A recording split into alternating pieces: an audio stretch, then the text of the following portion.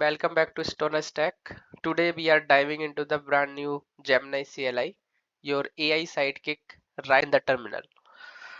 On its official page, you will spot its standout features like monstrous 1 million token context window, capability to generate the apps from the PDF and the sketches, and automation for the task, and the most important, connect with the MCP servers and explore the new capabilities.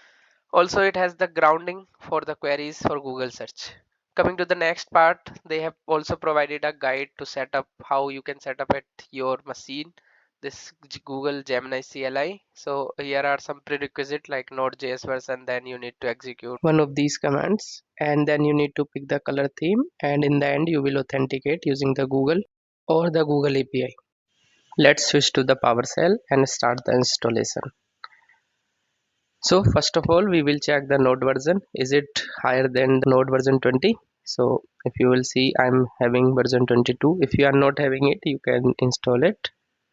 Now we will check the Gemini command. As you can see, there is no Gemini installed. I am installing it at global level because I am going to use it in VS Code editor and for other users as well. If you don't want it, you can install it at user level. So it will take some time, hardly 1 to 2 minutes. Once the installation will complete, it will show you that all the packages has been installed. Now we will just type the command Gemini and press enter. And if you are installing it first time, it will ask you to select the theme. So there are multiple themes available. As you can see, based on your preference, you can select one of these with the help of keyboard arrow keys. Now select login with Google, and if you are using the API key, you can select the Gemini API key. For this tutorial, I am selecting the Google account, and it will redirect you to your default browser. So here it is waiting for the authorization. So let's move to the browser. Here you will need to authenticate with your Google account and provide the authorization. Once it is complete, you are all set to go. Now you can start the prompting. For this demo, I have just given a very simple prompt to ask a weather in the Chennai.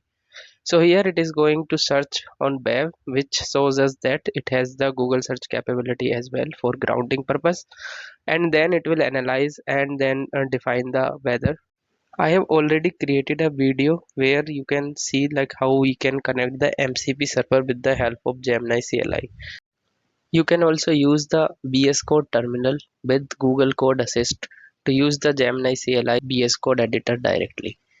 So for today, that's all. Thank you for watching.